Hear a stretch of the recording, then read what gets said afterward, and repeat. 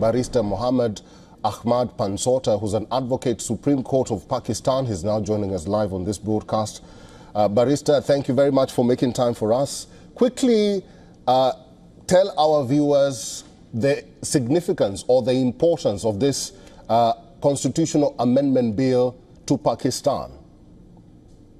Well, this has been going on for the last 2 months, and as Mr. Anas has just summarized the whole thing. I think the most important aspect of this constitutional amendment is Article 175A, or the change which is being made to that, 175 and 175(1). That deals with the independence of judiciary, and there is a new procedure which is being brought in as regards the appointment of the Chief Justice, and also a few other factors. Initially, the draft was quite, I would say, corrosive, because that had talked about creation of a new federal court. But now it has been mellowed down to a point where a person will be selected from a panel of 3, and that person, whosoever becomes the Chief Justice, will then be appointed by the executive or the Prime Minister. There was going to be a panel of comprising of the opposition members and, of course, the government members, and then 2/3 majority would decide. Now, that aspect has been under strict scrutiny for the past few months, and one of the largest populations, as far as the political parties is concerned, Pakistan Tehreek-e-Insaf has been opposing it on the touchstone of independence of judiciary,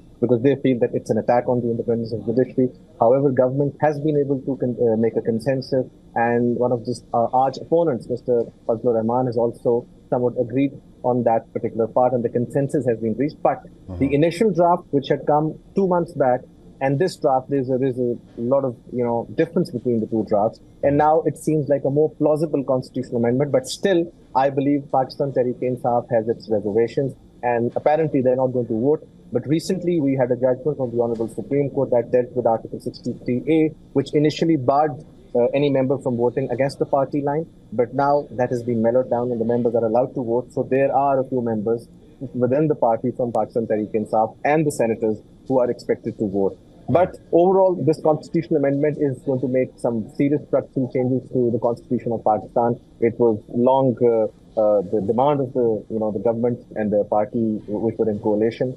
But the main and the crux is that it is directly impinges upon the independence of judiciary, which aspect is yet to be seen in the days to come. There is a possible challenge that can be made to it. But then once again, the very formation of benches will be taken away from the upcoming Chief Justice, which is Justice Mansur Ali Shah.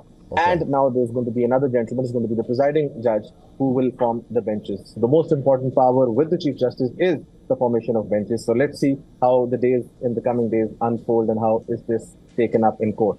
All right. I think you've just summed it all up, because right now the bill is in the Senate, before the Senate.